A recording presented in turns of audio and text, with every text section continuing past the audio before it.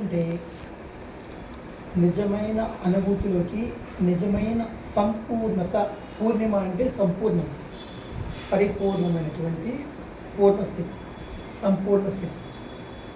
ఆ సంపూర్ణత్వంలోకి పోవడానికి మనది దోహదపడుతుంది. ఫ్యామిలీకి సంపూర్ణత లేదు, సిద్ధాంతం లోపం ఉందా? మనం నమ్మిన సిద్ధాంతంలో లోపం ఉంటేనే మనకి సఫిషియెంట్ లైఫ్ లేదు. అర్థమవుతుందమ్మా?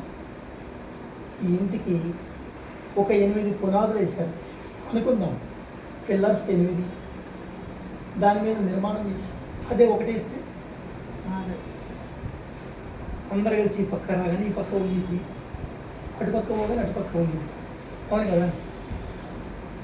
ఖచ్చితంగా పునాది ఇచ్చుంటే ఇది వంగదు. ఖచ్చితంగా పునాది మన కుటుంబాల్లో పడితే కుటుంబ వ్యవస్థ నిర్వీర్యం కాదు. నిర్వీర్యం అయిపోయింది. ధార్మిక సిద్ధాంతంలో మన కుటుంబ వ్యవస్థ నిర్వీర్యం అయిపోయింది. ఉన్నాము, లేము, పరిపూర్ణత లేదు. ఈరోజు గురుకులం తీసుకున్నాము. పూర్ణ స్థితిలోకి రావాలంటే ఏం చేయాలి? వచ్చేటప్పుడు దారిలో ఓం శాంతి గారితో మనవరంతో మాట్లాడుకోవచ్చు. వారు ఒక 5 నిమిషాలు, మీరు ఒక 5 నిమిషాలు మాట్లాడతారు. నేను మాట్లాడింది గురువు దైవం ఒకటేనా? గురువు దైవం. ఈరోజు గురు పూర్ణిమ కదా, గురువు దైవం ఒకటేనా? చెప్పొచ్చు, మామూలుగా కాదండి. అదేనా చెప్పొచ్చు ఫ్రీగా. కాదు అని మాత్రం తెలుసు, ఒకటేనంటే ఒకటి కాదు. మరి మన శ్లోకం ఉంది కదా, గురువు గురు విష్ణువు గురువు దేవ మహేశ్వర గురు ఉంది కదా. శ్లోకభావం తప్పంటారా? ఎక్కడ పొరపాటు జరిగింది? విడదీశాం. గురువు అంటే నేర్పేవాడిని అని అని విడదీశారు. నేర్చుకునేది మనసా శరీరమా? నేర్పుతుంది. గురువు నేర్పారు. దేనికి నేర్పుతున్నారు స్కూల్లో? బాడీకి. శరీరాన్ని. జ్ఞానం కోసం వెళ్ళిన వ్యక్తి అజ్ఞానాన్ని వంటపరుచుకున్నాడు. పోగానే నేను వేమతో పెద్ద అయినా కనుక ఏమంటారు? నేను ఇంజనీరు, నేను డాక్టరు, నేను పోలీసు. అసలు వెళ్ళింది ఎందుకు? జ్ఞానం. జ్ఞానం, జ్ఞానాభ్యాసాన్ని పొందడానికి పోయారు. అక్కడ ఏం చెప్పారు? భౌతికమైనటువంటి జ్ఞానాన్ని అలవాటు చేశారు. మన పిల్లలందరూ అదే తీసుకున్నారు, మనం అదే తీసుకున్నాం. కానీ గురువు అంటే జ్ఞానం. అది దేనికి కావాలి? బ్రతకడానికా? బ్రతకడానికి భౌతికంగా వాళ్ళకి చక్కగా చెప్తారు. భౌతిక జ్ఞానం, లౌకిక జ్ఞానం, దైవ జ్ఞానం, విశ్వజ్ఞానం, లోక జ్ఞానం. జ్ఞానాలు చాలా రకాలు ఉన్నాయి. పెద్ద సబ్జెక్ట్ తర్వాత మాట్లాడుకోవచ్చు. సరే, గురువు దైవం ఒకటేనా? నేనైతే ఒకటే అంట. దాన్ని ఎక్స్ప్లెయిన్ కూడా చేయాలి. చెప్పండి, ఇది ఎలా ఒకటి?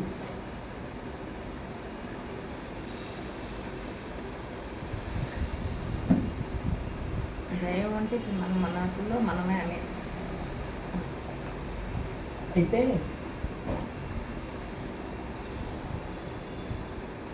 గురువు దైవం ఒకటే. జీవితానికి ఉపయోగపడేవారు. జీవితమైనప్పుడు గురువుతో పని లేదు, దైవంతో పని లేదు. మృతమైన స్థితిలో ఉన్న వ్యక్తికి దైవంతో పని ఉందా? లేదు. ఇప్పుడు మా నాన్నగారు చనిపోయారు, ఆయనకి గురువుతో కానీ దైవంతో కానీ పని ఉందా? మనం ఉన్నాం కాబట్టి గురువుతో పని ఉంది, దైవంతో పని ఉంది. గురువు దైవం మమేకమైనటువంటి మూర్తివంతమైనటువంటి ఎనర్జీనే జీవితం.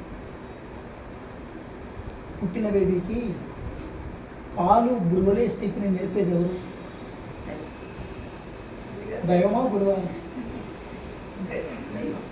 అందరం తాగొచ్చాము. ఎవరు నేర్పారు? అవునా? పిచ్చి మా తల్లి. మా అమ్మాయితో నాకు నేర్పలేదు, ఇలా తాగరా బాబు అని చెప్పాలి అసలు. ఏమో మీ అమ్మ చెప్పారా?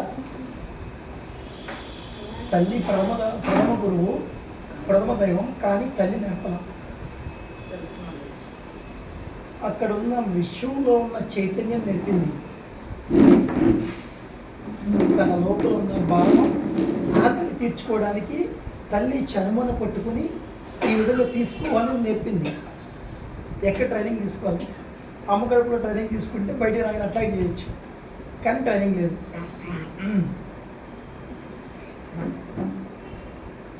ఇది సినిమాలో హరికృష్ణ ఏ పెంటమా అంటాడు, అనగానే ఏంటంటే అంటే ఏంది నన్ను చూసి మెడకాయ తిప్పుతాను అంటాడు.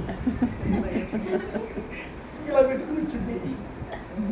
ఆయన మెడబట్టేసి ఆయన ఇట్లా అంటూ ఉంటాడు, మిగతా చేస్తావు అంటాడు. నాకు కాదు.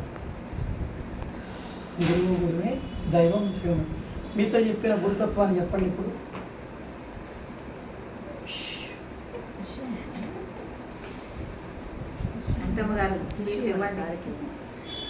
నాకు చెప్పిన మీకు చెప్పిన ఒకటే కదా చెప్పింది.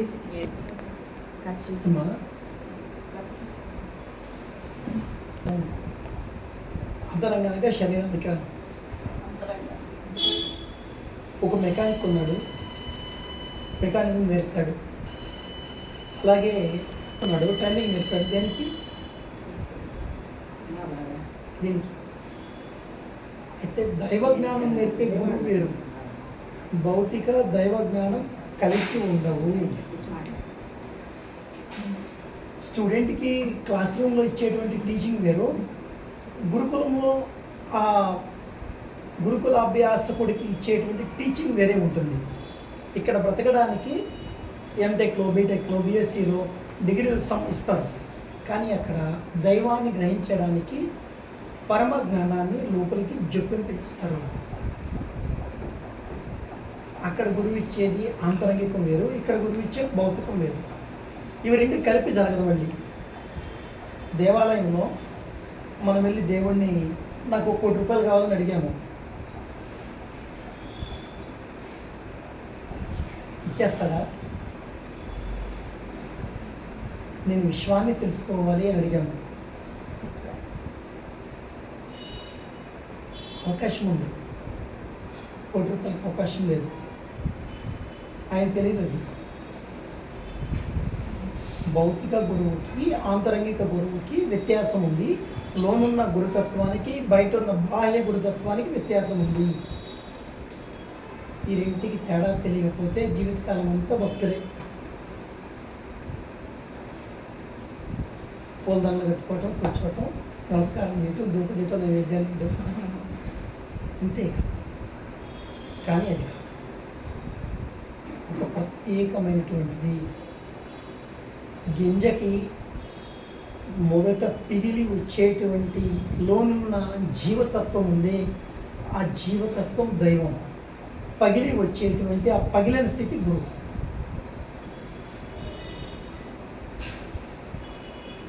వడ్ల గింజ ఒడ్డు పొర తొలగిపోతుంది, తొలగిపోయేది గురుతత్వం. లోనున్న ఉపయోగించుకునే బియ్యపు గింజ దైవం. రెండు విడిపోయి ఉండవు, కలిసి ఉంటాయి, కానీ విడిపోతేనే ఉపయోగం. గురువు దగ్గర తీసుకున్న జ్ఞానాన్ని అంతరంగానికి అతికించుకుంటేనే జీవం వస్తుంది. అదే పరిపూర్ణత.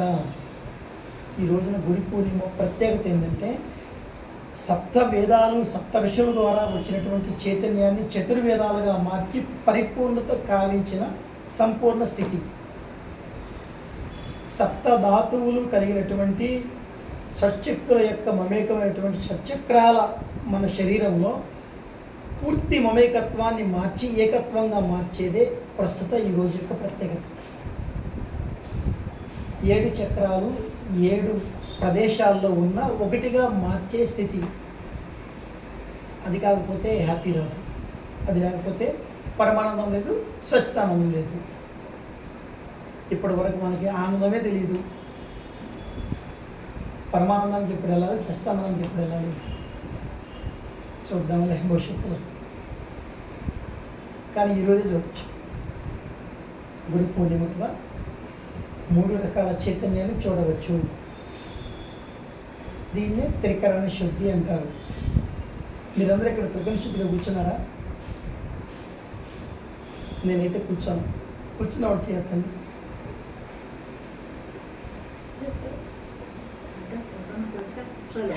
త్రికరణ శుద్ధిగా కూర్చున్నారా? కూర్చున్నా. ఏంటి అక్కడ సచివాలయం వచ్చినట్టున్నారే కొత్తపేటలో?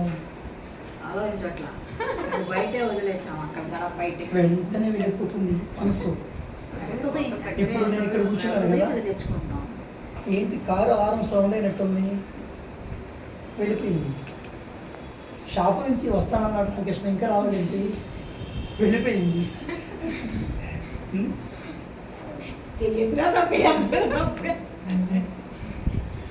త్రికరణ శుద్ధి మహాద్భుతం. ఒక్క 21 నిమిషం పాటు త్రికరణ శుద్ధిగా కూర్చోండి. మీరేంటో మీకు చూపిస్తాను. రెడీనా? Ready sir. మళ్ళీ 20 నిమిషాలు చెయ్యతే చేద్దాం. రెడీనా? 20 తీసేసి ఒకటి గ్యారెంటీ ఇస్తారు. చెప్పడానికి చెప్పిన గ్యారెంటీ ఇవ్వ.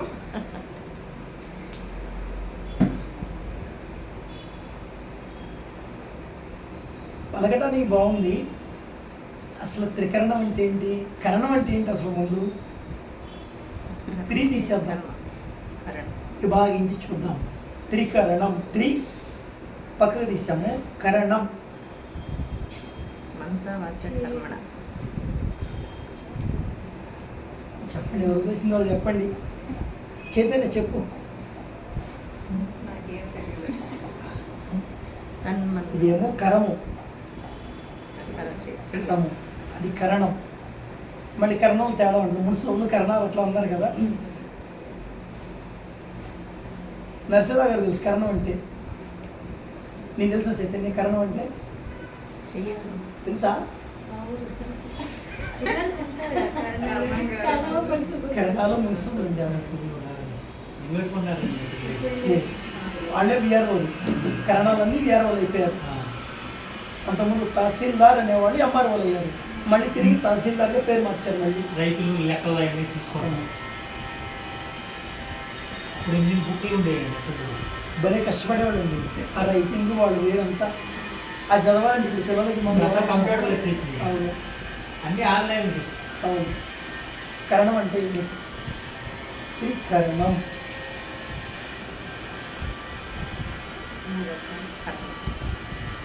మూడు రకాల కర్మ. కరణంలో కర్మ రాకూడదమ్మా. త్రికరణ శుద్ధి అంటే కర్మ లేనిది, కర్మరహితమైనది, కర్మ విహీనమైనది, కర్మ విచ్ఛిన్నమైనది. కర్మరహితమైతేనే